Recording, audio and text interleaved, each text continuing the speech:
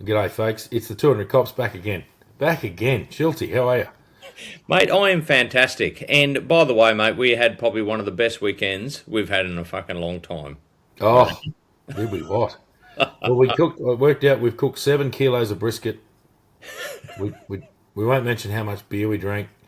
We were quite productive. We earned it each morning. We did a job each morning, or we did some jobs every morning, and sort of got to the point where we opened cans early enough that it's the weekend, but not so early that we're taking the piss. So it was pretty Yeah. good. Oh, mate, it was an Yeah. absolute outstanding, and we caught up some great people as well over the weekend, and made a 3.5 hour phone call. We did. So, mate, look, a massive shout out. We caught up with a bloke who I've mentioned a couple of times on the podcast, Danny Beerman. Um, he messaged me Thursday or Friday or Wednesday, I think it was, and said, mate, what are you up to? And I'm like, well, not much. I'm at home, blah, blah, blah. And he goes, I'm coming to Dorrigo. I said, geez, when? He went, I'll be there Thursday, leaving on whenever he was leaving, I think Saturday or Sunday. And I said, mate, you could not have timed this better if you possibly imagined, because the wife and kids were in Perth. They've gone over to visit my wife's sister and brother-in-law over there, and her other sister and brother-in-law went over as well. I had to work this week, so I couldn't go to Perth. Otherwise, I'd be in Perth right now. But so I said, mate, we're having a boys' weekend. Come down. And so, yeah, we ended up with him Friday night. We ended up yarning to our good mate, Beck Hudson, for 3.5 hours on Saturday. That was fantastic. Um, that was really good. Good catch up. And just a good weekend, good catching up, and no recording, just getting it done. So we've had a great weekend. That was Easter. And yeah, no, all's well, mate. So Yep. yeah, no, how's the potty been looking? What's the updates? Mate, yeah, the potty's looking good, mate. It's still cruising along as usual, and thanks for everybody getting in contact. We've got some great ideas to go ahead with as well. We apparently, mate, we've got to do a bloody live show in just about every city in Australia and some towns. So, yeah, so It's me. yeah, exactly. Yeah, mate. So no, it's going really well, and thanks for everybody getting in contact. But mate, we're just not. I was going to give a couple of shout outs. However, I think something happened this week that Mm, really gave us both a bit of a kick in the guts. yeah, And so we decided tonight. We did have something else lined up, but we decided tonight that we talk about this certain incident, and everybody probably knows what I'm talking about, mate. But do you want to introduce mm. it? Yeah. This is something that oh mate, it just irks me. The reason it irks me is because I'm a former detective. I understand evidence. I understand offences. I understand that no one's above the law. But you want to talk about a complicated matter. This week, unless you were living under a rock that's on top of a rock under another rock, you would be aware that Ben Robert Smith, VCMG, was arrested on Monday by Australian Federal Police at the Sydney airport. Now, I can talk about the arrest, and I will, but I just want to go through the complexities of this because no one is above the law in this country. But you've got to put things in perspective, and you've got to understand that if Ben Robert Smith walked into a pub and punched someone in the head in Sydney, the local New South Wales police would arrest him. I'd suggest they bloody use some force because I reckon the dude can go just quietly. However, that would be a open and shut case. But the reason this really has irked Australia is because he's our most highly decorated living soldier. And I believe, he did something ridiculous like 9 tours of duty in Iraq and Afghanistan.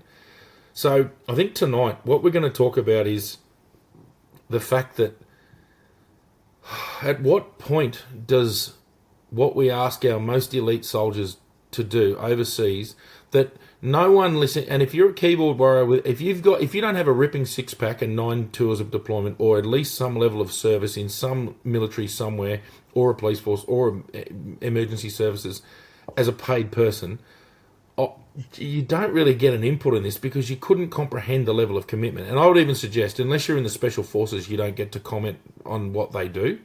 Yep. And I don't like to limit people's speech, but the fact is that these guys are asked to do things that the average human like me and you could never comprehend. And Yep. and I think we've done things that are pretty extraordinary as well, but they pale in comparison to what the special forces do when deployed on operations in, let's be honest about this, 7th century horrible shitholes that take human atrocity to a level that you can't comprehend.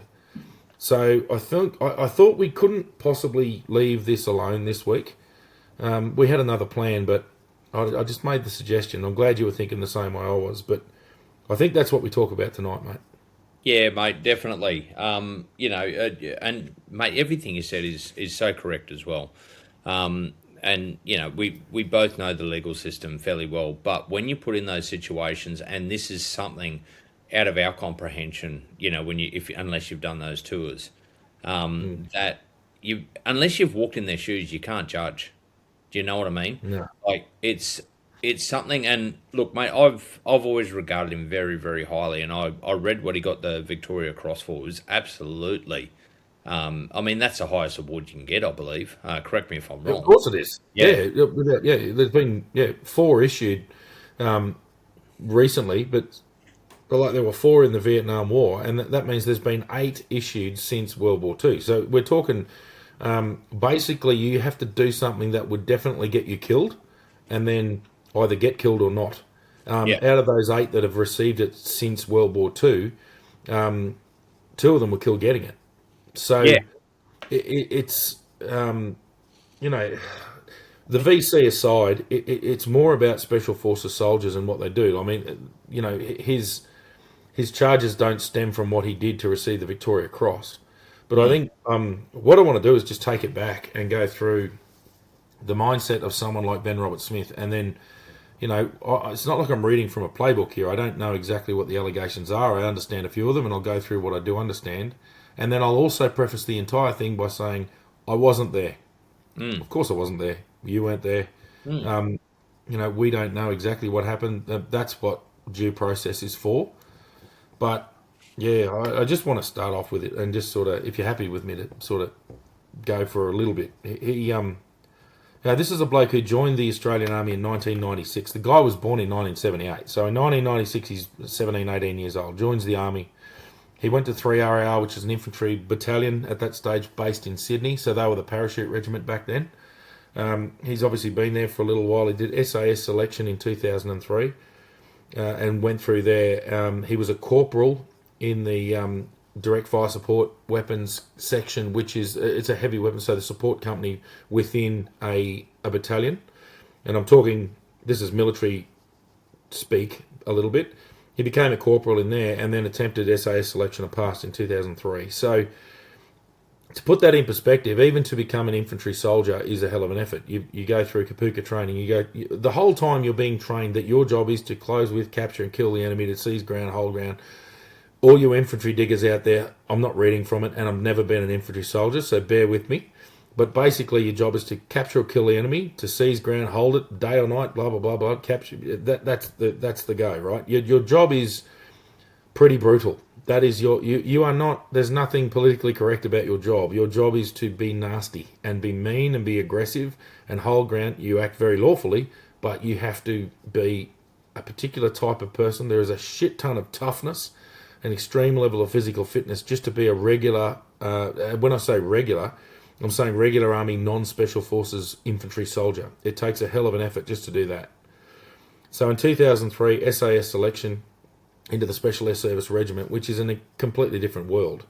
You're talking, for SAS selection, extreme physical demands that push really, really fit people far beyond their physical ability. It becomes purely mental by the end of it. He would have gone through a 21-day selection process at that point, which is, it goes from basically extreme PT to an extreme navigational exercise, and then a group activity in the last days that just push you into areas of which would induce mental illness. It basically, the only way you can stay there is to not quit and to keep pushing into a deeper and darker place in your head. You're relentlessly left without any sleep, extreme fatigue, extreme physical activity, and they really start to play some mind games with some pretty psychedelic sort of stuff goes on. I've never done SAS selection. There's no way in Christ I would have passed it. So But I have, I've always been a little bit interested. So just to pass that, it's hats off to pass SAS. It's such a rare thing for anyone to actually pass. Yeah. So he's entered into that, and then throughout the early 2000s, obviously, 9/11 happened in 2001. He's joined in 2003 into the SASR, and then gone through what I believe is 9 deployments to Iraq and Afghanistan, which are extreme combat deployments.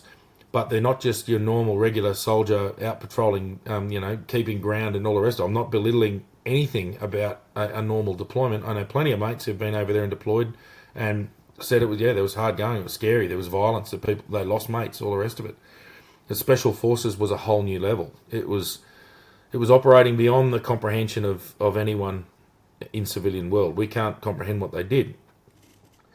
But I also want to say that a lot of what the SASR do is long-range reconnaissance, which means they get to sit on a hill and watch people do things and identify targets without going into ridiculous detail. Well, I don't have the detail anyway. There's nothing I can say that's going to be controversial. But they really intimately get to know who they're dealing with, and it's exceptional. They didn't just start murdering them hand over fist, because some of the things that the SAS would have witnessed while in combat outposts and observation posts overlooking potential future targets would have been watching the atrocities that members of Al-Qaeda and the Taliban and all the rest of it got up to in those villages.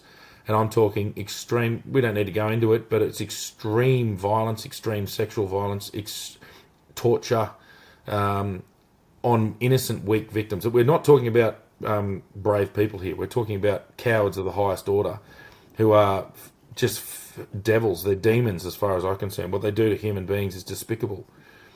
If you do that for 9 deployments over your entire career, I challenge any human to be able to show any level of compassion for these people and not want to kill them. Yep. Absolutely kill them. The other thing is, when your job is to kill and you're doing it anyway, and it's not that your job is to kill, your job is to do what you need to do, and if anyone gets in your way, you're highly trained, armed to the teeth, and expected to kill. That's how it is.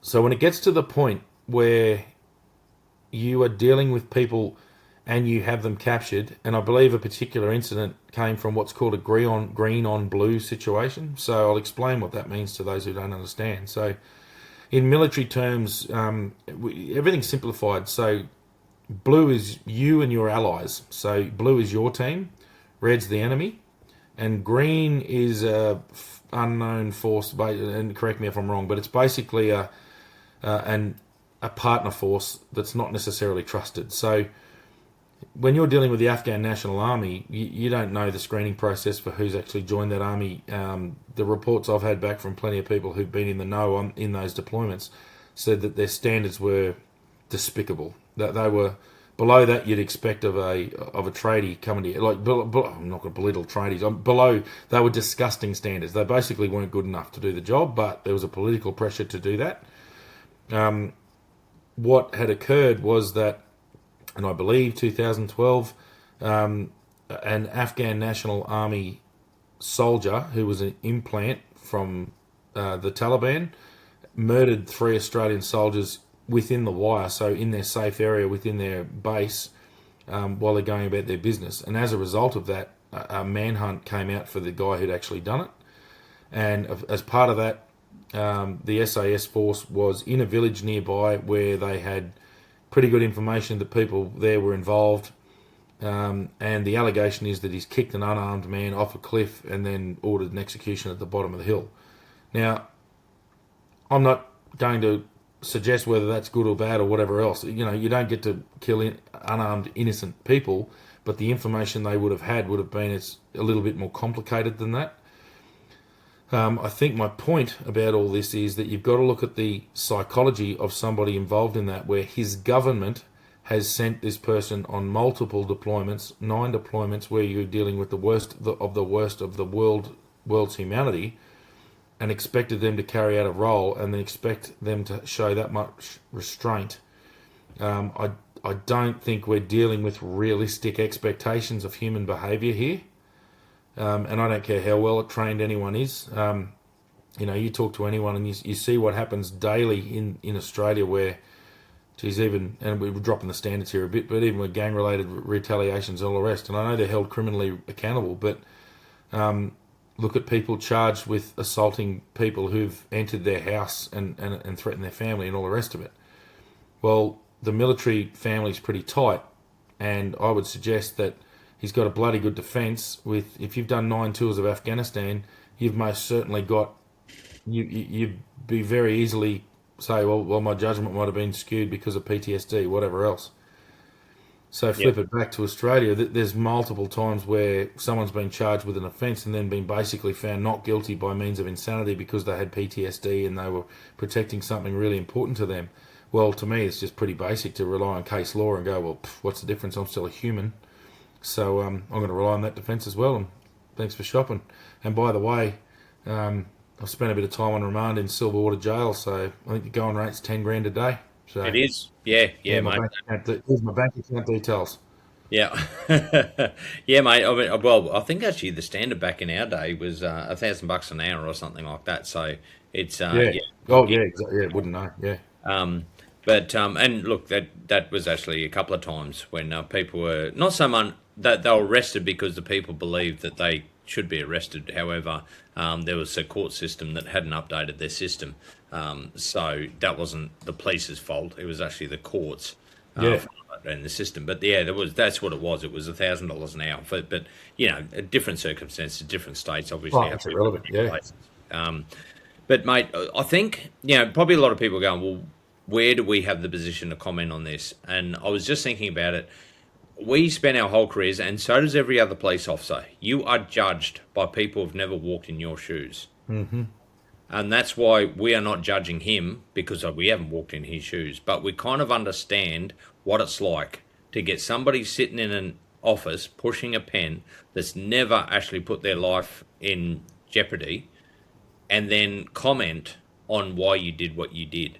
It just pisses me off. I mean, poor old Zach, he was judged by basically society, good and bad, on people that had no idea. Yeah. What it's like to be in that situation. And I think this is what pisses me off. There's, I wouldn't say it's leniency, but the people that are judging this also need to have the understanding that you've never walked in their shoes. So you actually never have a true idea about what actually happened. I remember back in the day, just an offset to this, we used to write a lot in our précis, or a statement of facts towards the end. And the offender made full admissions. That was when we were early on in the job. And I remember Henry's came in one day and he said, never put that in your statement of facts. He said, we never know what full admissions are. He said, we search for the truth and we get the most information we can. But really, at the end of the day, there are some details that we will not know about. Yeah. And that's it. Just leads to backing up what I'm saying. It just pisses me off that people are judging him on stuff they have no idea about. No. And I think that the next premise of that, I think what I've done is set up, you've got to understand the mindset of a man who's done this stuff. And once again, we don't speak for him. This is just my observation, and maybe for whatever it is worth our opinion. And I think the reason this has upset me, he wasn't the one who deployed to Afghanistan because he wanted to. Or who knows, he probably did want to. But the thing was, he was sent by his government to do a job to a very, very bad place. The level of violence and the horrible ways people are treated in places like Afghanistan, what they do, that their lack of consideration for human life is so contrary to what we're used to here in Australia that we can't comprehend it. So you've got someone who knows what right looks like, and you put them over there, and all of a sudden they're dealing with this basically people who are so disgustingly violent towards others that I can understand. You would dehumanise them in a heartbeat. You would have to, operating in that environment at that tempo with that extreme threat towards yourself. There's an extreme threat to you, to your life.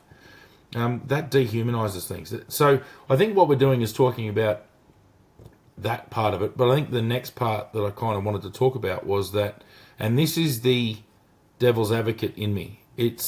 There is a military justice system. There are laws of war. You can't have conflict where it's so depraved that it reduces down to animalistic behaviour, which is certainly, it's happened in every conflict, but there are laws against that for a reason. There is conflict, yep, sure, there's violent, it is violent, there is death. This is very hard to understand for a lot of people. When people are actively involved in their what we call belligerence, or they're actively involved in fighting, then they are what we call justifiable targets, or they're legitimate targets, I should say, of another military who is engaging them. When a person is no longer armed and no longer a threat to you, they must be captured, and there are then rules about how they are treated when they're in captivity of their opposing enemy. So there's rules of war. I get that. That's fine. If there's been an incident there, yeah, sure, that needs to be investigated, and to me that would be a military justice process. And I know that the Australian Federal Police are involved in that. That's why the AFP are dealing with this. I think I've got 4 parts to this podcast that I wouldn't mind thinking about. So that is the fact that there has to be you have to be held to account. You don't just go, well, the SAS was sent in and they raped all the women and they just cut the heads off all the blokes. Well, no, that's not upholding Australian standards. That's not how we roll. Yeah. But they most certainly kill people, and they most certainly operate very hard, very violently, and that's legitimate. They have to achieve an objective. So there are certain rules there. That's that part of it. I think the next thing I wouldn't mind talking about, so that's that bit. I'll get your hints on that in a minute. The next part is the fact that justice delayed is justice denied. We're talking about allegations that happened 17 years ago. Yeah. Sorry, yeah, 2012. So, a very, or 2000, whatever they were, a very long time ago. The investigation kicks off in 2020. What are we doing? We would get our asses kicked for dragging. I understand it's complicated, but it just still seems excessive. It should have been, if we think this is so important that we're potentially putting an Australian SAS soldier in prison for the rest of his life for war crime murder, I would have half the AFP working on that, and it would be smashed out. You would throw everything at it and get that shit done. You would not drag your heels. I can't justify 6 years of investigation. I just can't see how that happens. And then my third part is, there's been a lot of criticism of the AFP, and it's like, the AFP didn't start this shit. They're just doing their job. So sometimes policing sucks balls, all right? That's just how it is. They're going to be the whipping boys now, and there's been criticism of the bloody AFP commissioner. I don't care. But, I mean, the criticism's so basic that they're down to her medals and going, well, she's got more medals than Ben Robert Smith. It's like, they're not the same medals. There's medals given out for all kinds of shit. There's a public service medal, for Christ's sake. It's... Medals are medals. The fact is that Ben Robert Smith is wearing a medal on his chest that so few humans in history have ever been given. That's not funny. In fact, I believe 100 Australians have been awarded it. So that's just, to me, stupidity. And we have to sort the wheat from the chaff. And I think that's my point there. But yeah, anyway, mate, what's your thoughts? Yeah, mate. I mean, there's a couple of points there, and I've lost my train of thought because I was so involved in what you were saying. It happens. So one point, actually, I just came back to it. So when you're over there, it's kill or be killed. That's basically the world they are living in, especially when you're going out on those deployments. That's just the way it is. You can relate that back to police slightly, but not to the extent, nowhere near the level of what it would be over there. You are surrounded by people that want to kill you. And you have, basically your mates to back you up. That's it.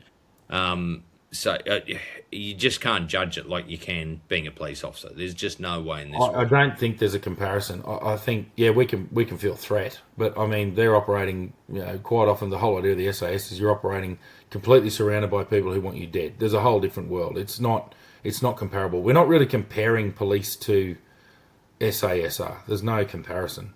No. It's a totally different job. You can't sort of, it's we carry guns. That's about it. Yeah. And look, and in relation to the investigation, mate, you're right. It brings me back. I was working in council a number of years ago, and I remember coming across a number of things their investigation team were looking at. One was a noise complaint. 6 months, and they still didn't have an outcome. Like, I'm just looking at going, what, what, excuse my language, what the fuck is going on? Honestly, we got a noise complaint, whether there was offences, whether there's not, was done within probably 5-10 minutes. Yeah. You know what I mean? Like, Yep. this is, like, and they say, oh, undue noise at this time. Well, fucking simple. Put a fucking recorder out on a post, which is a public place, and see if there's undue noise at this time in the morning when they're complaining about it. Mm. It's simple. Yeah. And this is what worries me. I think the level in some government departments, and I'm not attacking everybody here because there's some bloody fantastic detectives out there, and there's some bloody fantastic investigators, there's some bloody fantastic lawyers.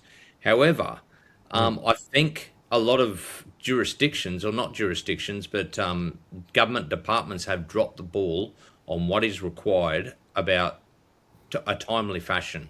And the reason I say that is because people were complaining about these noise complaints not getting resolved in 6 months, and rightly so. It's Well, absolute crap. just quietly, if there's any offences that are involved, and the other thing is, why are the council doing this shit? It's nothing to do with the council. The Noise Complaints is Summary Offences Act, so it's a policing thing anyway. And if it's 6 months old, then there's a statute of limitations, and you can't even charge anyone anyway. So it's done. And this is the thing. So justice denied. That was the reason for statute of limitations is that for time memoriam, civilized people understood that justice delayed is justice denied. So it will get to a point where, I'm sorry, there is no point us investigating this anymore. War was hell, all the rest of it. Bad things happened in war. Yeah. I can hear people screaming at me from both sides going, yeah, blah, why do they even bother investigating? Well, because we hold ourselves to a high level, that's why. And they goes, them potential murderers, blah, blah, blah. It's like, hang on, no. They didn't walk down the street in Sydney and shoot some random dude in the head. They were deployed as SAS soldiers. It's more complicated than that. Yeah. So therefore, it's almost like there should be a statute on that. If there was a major issue identified, why didn't the command and control elements in charge of his units at the time, his operation at the time, find out about that and do something about it? And when they did find out, why didn't they do something about it then? It's almost like the buck should get passed up the chain of command that it wasn't taken care of at the time. Yeah. You could very easily say, well, we had a rogue corporal who went nuts. And yeah, at the time, if it was... And I'm not saying that's what happened. I'm just saying it could be that that's the case. And immediately, it is the responsibility of the officers in charge of that to deal with that problem then and there. Yeah. So they hold responsibility. The military's not, they didn't send Ben Robert Smith and his mates from fucking Perth over there just to muck around. There's a command and control element on top of that. He's deployed as an element attached to a higher unit, to a higher level. There's a very high rank structure that goes in there. The government would have there would have been a structure whereby they're operating as an allied force. There's so much to this. It's not just, you can't just do that. It's so complicated. There are so many more people who, if something has gone catastrophically wrong, should have been held to account a decade ago. Yep. Longer. Yep. This should be something that we're looking back on, not something that's occurring now. It's just, that part boggles the mind. It really does. Well, mate, I'll just go on to another point where you sit there and think for a little bit because it just came back to me. So one of the articles I saw was one of the alleged victims over there sitting there going, they don't have trust in the justice system, all right, in Australia. And I said, I'm sitting there thinking, well, hold on a minute. Why? I mean, you've got no reason to talk like that because you don't really know the justice system in Australia, for one. Two, No. I wouldn't say I don't distrust it. I am wary of it. And there's some reasons why I am wary of it, and that's because, we only have to go back to the Zach Rolfe. That's what makes me wary. What makes me wary is the fact that, and I don't know all the details. Otherwise, I'd be probably talking about it. However, because we talk in facts. However, as an investigator, you are always asking questions. So I'm asking questions of motive. Why was it pursued after so long? What what led to this, and who's in whose ear? Is it political? Is it something else? Who knows? Is it somebody wanting to get a payout? These are things we always looked at when we investigated stuff. We Yeah. have to think of what is behind it. What is the cause? What's the catalyst for this Yeah. coming about?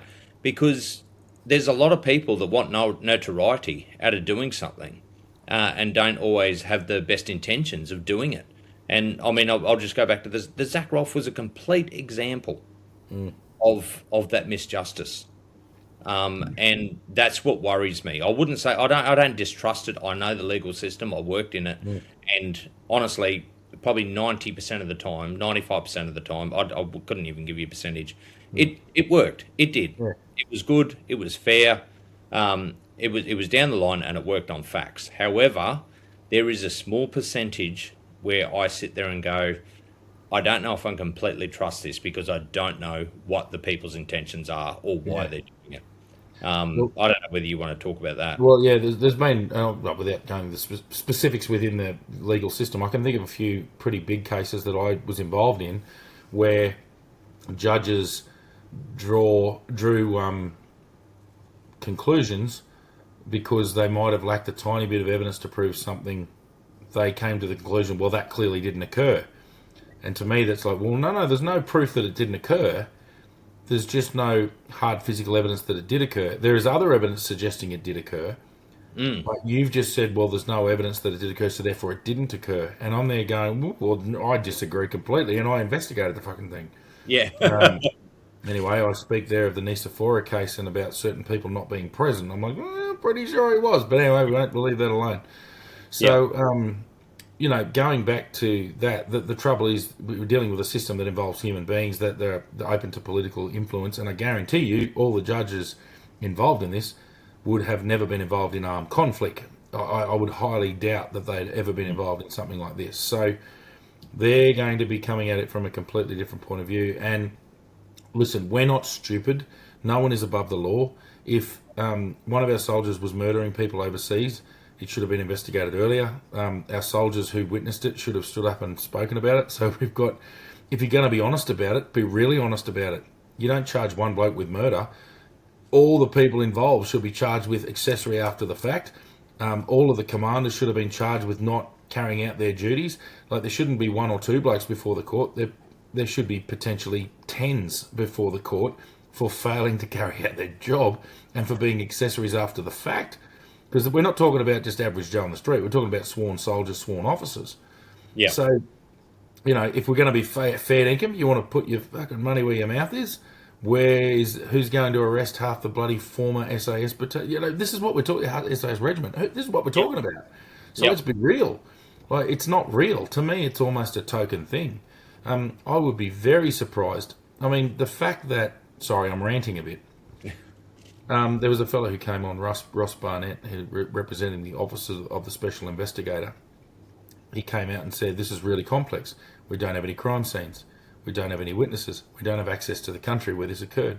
Basically, he's making excuses as to why prosecution's not going to be successful. You have to prove in court that beyond reasonable doubt that this man deliberately killed 5 people, whatever it is, the war crimes. He's been charged with 5 war crime murder. I'm looking at it as a detective sergeant going, you need to get more. I'm not charging this. You need to get more evidence. Yeah. So to me, it's there's that part. I'm not going to rubbish investigators. They have a job to do. They don't get to go, we don't like this job. We like the guy who did it. That doesn't come into it. No, it doesn't. Yeah, it's just... I think the reason this bears on everybody is because we sent those guys to do a job that's bloody nigh on impossible, and they did it incredibly well. Like, we should be forever proud of how our soldiers were in Afghanistan, and especially our special forces, who bore the absolute brunt of it. 2nd Commando Regiment and the Special Air Service Regiment, and of course our Special Operations Engineer Regiment. They all absolutely bore the brunt of what went on over there. Yep. But you can't. Oh man, It, this is this is why it's complicated. But the fact is that at what point do we hold someone at the rank of corporal? And I'm not belittling his rank, but that's not very high in the army. There are people a hell of a lot higher than that within the military, and a lot of the people in charge at the time where this took place received Distinguished Service Crosses. yep. So, at what point does the conduct of the soldiers roll up the ranks? Yep. And the other thing is, we're talking so long ago now. What the hell? Why wasn't this dealt with earlier? This is just madness. It is. And look, one thing for people to remember, anybody judging him or the SAS and all that sort of thing, part of the reason through history of the Defence Force, you get to sleep at night, you get to type on your computer right now in the safety of your own home, is because a lot of people gave up their life and they put themselves in life threatening situations. So you have that luxury. That's a fact. Yep. And you've always got to remember that. But That's maybe, why Anzac Day is so big. You need to pay respect for these people because you live a good life because they gave theirs up or yeah, potentially gave theirs up. yeah, the old school saying, mate, and I forget, it slips my mind exactly who coined it, but it's so relevant. It is the people sleep soundly in their beds at night because rough men stand ready to do violence on their behalf, Yep. and that's it. And the thing is, they do things that would make people piss themselves and hit the deck and curl up in the fetal position and freeze, and they continue on. So, we're judging people who operate at a level that we can't possibly comprehend. Yep. Secondly, we're judging them from the comfort of Australia in air-conditioned offices, and the complexity is that in this country we have standards and nobody's beyond the law. So there's a lot to this, and it's not just all bloody this is bullshit. You've got to look at the whole thing. But my God, when a person, an activist in a state forest, assaults somebody and gets charged with that, and then gets released immediately in the lower court because he's got PTSD from the bushfires, and therefore he's not. But there's no further outcome. It's not like but you don't get to assault people. So what else happens? That just gets dismissed. However, now you've got an SAS soldier with 9 deployments under his belt, who may or may not have done some things that are being alleged, and it's like, oh yeah, but we're going to spend millions and millions and millions of dollars prosecuting one person. All right, well, right now in Western Sydney, I guarantee you there are people out there who want to murder as many Australians as they possibly can. Why aren't we pouring millions into that? Let's protect purely innocent people on our own soil. Let's put millions into that. Yep. And I'm sure that I know there is. I know there are resources actively acting on that kind of threat. I know that. We're not so stupid that we don't say that. But everything about this is just demoralising. It It is. really is. Yep. Bloody oath it is. And look, it kicked us all. Yeah, mate.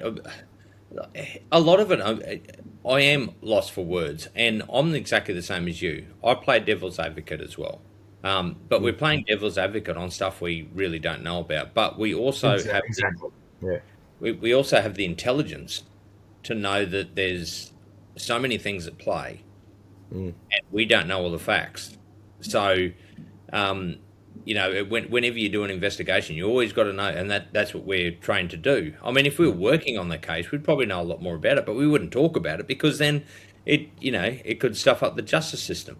Yeah, Um, exactly right. Yeah. and look, this is the thing. Just for anybody that's making judgment, just Mm. sit back and go, I don't know everything, and play devil's advocate. Yeah. Um, because I mean, I love that term. It's such a Yeah. good term.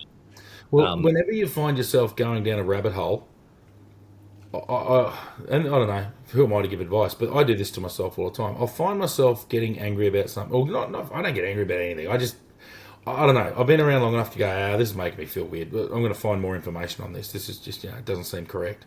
yeah, Um, and that's where I like to dig a little deeper. It's just try to take a 360-degree view at things. Don't just fly down rabbit holes and then keep finding information that reinforces your opinion. Look around look at everything. Look at maybe think that maybe that's not correct. Let's look at another avenue. Seek out the truth. Remove emotion is a big Yep. one. Remove emotion, Yep. and that's huge. And the thing is, if everyone did that, the place it'd drop the temperature a bit, like just cool down. Let's work together. And then don't get me wrong, when you get all the evidence is pointing towards a particular point of view or a particular outcome or a particular action that's required, then you should then throw yourself behind that. Yeah. But the thing is, never ever stop looking for other reasons. Never, and yeah, we did that all the time on a very micro level compared to this.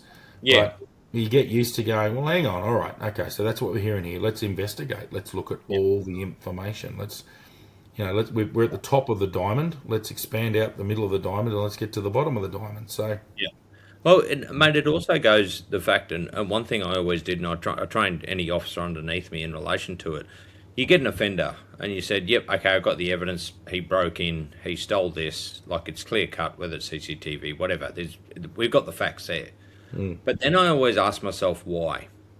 yeah, What was the driving force? Because if you want to actually tick all the boxes, cross your T's, dot your I's, always have that, because I can guarantee that's what defence is going to come up with. yeah, So make sure you have everything at your fingertips yeah, when you do go forward. So always look for the reason why. What is the reason? And that's part of the reason what I said before. Why are they now suddenly going after him after all this time? Well, I don't think that. I think that what's happened is they've arrested him. I think they've been going after him for a long time. No, yeah, Yeah. but I mean, it's still, what is it, 14 years after the fact? Oh, yeah. I can't remember the exact year, so I don't. Yeah. Yeah, I think And it's a bloody what's the long driving time. force behind it? It's like, So, what the hell? yeah. Yeah. So, and what's the driving force to sit there and go, I think it's actually hundreds of million I heard. I don't know if that's correct or not, Yeah. but in the investigation so far, but what led to this? Yeah. Why? Who's pushing it? And not to say that they shouldn't be, but you've still got to ask that person the question, why? Yeah.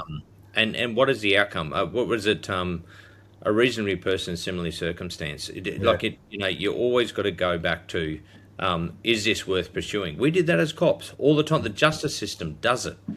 Yeah. Is it in the best interest of the community to prosecute? Yeah. So you've got to look at that as well. And I don't know whether they have or they haven't. I can't pass judgment there, but that is. And look, we saw people at times get away with some pretty serious shit, but because the legal system says that. Yeah. You know, what's acceptable in your community? What would people accept? What wouldn't they?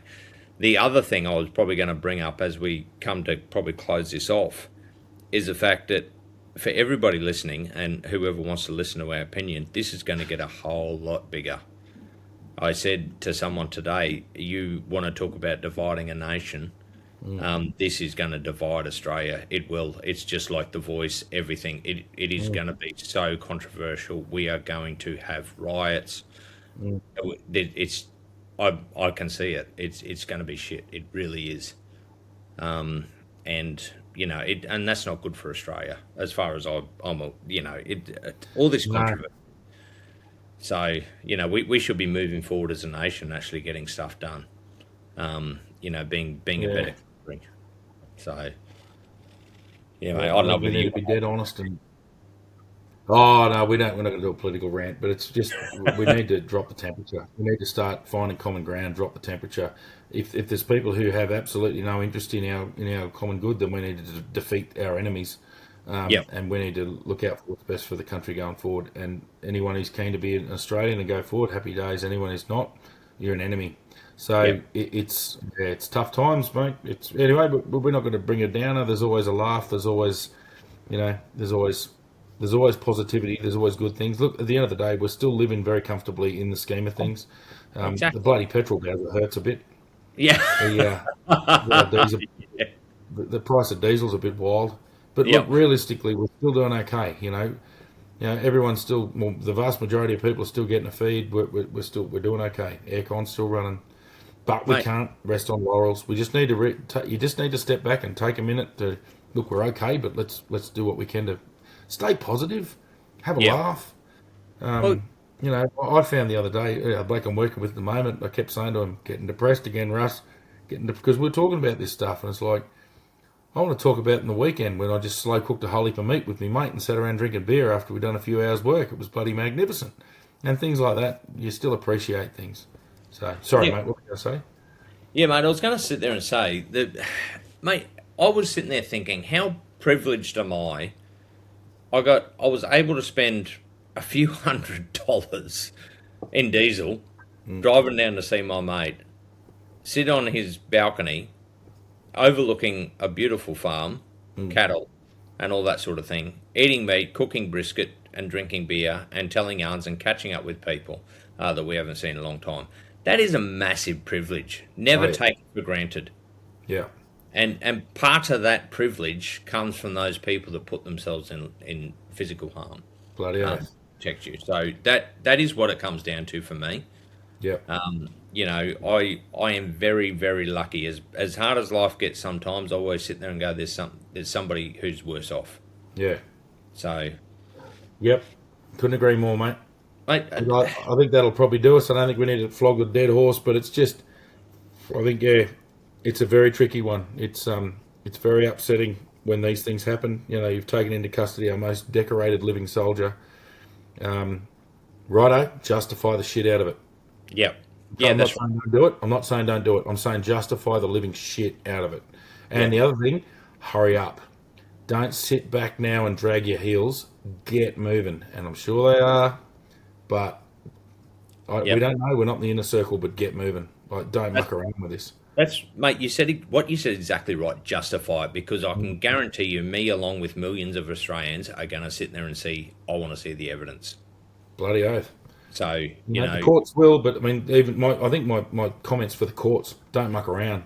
This is yeah. priority. This is a very, very huge matter, and it needs to be expedited. Oh yeah, definitely. Yeah, Yeah, for sure. yeah, Mate, I'm thinking to lighten this up a little bit because we always yeah. do like a bit of a laugh. Have you got a carton of the Mm. week? Not a good one. But no, not really. What do we got there? No, not really. Well, mate. I've paid a carton for the last couple of weeks, so I'm gonna put myself in it here. Fair There enough. was an incident in Catherine, and talking to a very good friend of ours for a 3.5 hour phone call kind of brought this memory up. Yeah. Not only did I arrest someone, but also managed not to. Well, I thought I closed the cage, and I thought somebody else might have opened it. However, that person did manage to jump out of said cage. This is in the middle of the Oh night. yeah. Yes, and the person we're talking to is going to be pissing herself laughing right now. So look, as much as I can say the circumstances weren't really my fault, at the end of the day, the buck stops with me and her. Yeah. So look, I'm going to say that's a carton for both of us. Yeah. So hang on, was this the person who escaped the back of your cage? Were they handcuffed at the time? No. No. All right. Well, that would have made it a whole lot better. A Yeah. handcuffed person running down the street. But yeah, no, Yeah. you don't get to lose your prisoners, my friend. No. So yeah, even if it is historic. So it's kind of timely because we're talking about historic offences here. So geez, Yeah. that's going back about 17 years. But yeah, It is, mate. it's a Yeah, carton, yeah, mate. it is. It actually would be about 17 years. You're right. Yeah, very accurate there. Yeah. Yeah, so it's, mate, it's, well, the circumstances around it were pretty funny by the end of it. It could have been catastrophically worse, I think. Would have But, been worse. oh, yeah, and we won't tell the full story because there's just people that just won't understand. But Yep. yeah, I think that's definitely worth a carton, mate. If you're happy Yeah, to, mate. We'll pay that. We'll pay that. yeah, yeah, I'll help you drink it. I think I did yeah, help you drink a couple of them anyway, so it's all good. So yeah, look, that's to it. I think that's us, mate. Yeah, bloody oath. We couldn't ignore that this week, and there's a lot to it, and I think we've covered that. And but we want to hear your thoughts on it. And remember, if you're going to make a comment, think it through. yeah, Think it through. You've got on one side, you've got a highly decorated soldier with multiple deployments whose behaviour and conduct is exemplary generally, from what it appears. But on the other side, no one's above the law, and then those who hold those people to account need to expedite justice delayed is justice denied. So I think that's the takeaway. There's so many facets to this. The other thing is, enlisted soldiers don't go to war by themselves and do whatever the fuck they want. They act under orders. So if you're going to lock one up, you best be holding the chain of command to account. So, and that's how many cans of worms do you want to open? So That's right. and that's the complexity of this whole matter. So as much as shit travels downhill, it travels uphill as well. it travels up, mate. These blokes are doing what they're ordered to do. So, they step outside those orders. That's fine. Justify it. I think the whole point is justify this shit. Yeah, Yeah. and that's what people want to see. Yeah. So, mate, definitely, I couldn't agree more. Yeah, But mate, I reckon that'll finish it up. So, look, and again, for people who want to comment, please send your comments in. If you got thoughts, whatever, get in contact with us. If you're going to send something that's not intelligent, we're not even going to look at it. Yeah, So, we don't care. We don't care. We read it, we giggle, we move on. So we really want to hear everyone's opinion. We've sort of thrown out our opinion, looking at it from multiple angles. So, we want to hear what your thoughts are. And also, look, that's what we do in an investigation. You're sitting with a team of a number of people in an investigation unit, and you always throw ideas around the room, and you always get different people's opinions. But if you're going to have an opinion, make it educated, for crying out loud. Otherwise, like you said, mate, we'll just have a laugh and move on. We couldn't really give a shit. Another fuck off pigs is like, cool, chuck it in the pile. That's right. Whatever. That's cool. Happy days. We love it. Yeah, that's right. Good on you, champ. Get back on your keyboard. Well done, Chief. Yeah. Go back to Centrelink, Chief. That's right. All right. Well, mate. Happy days. Talk to you next week. Yep, will do. We'll see you all next week.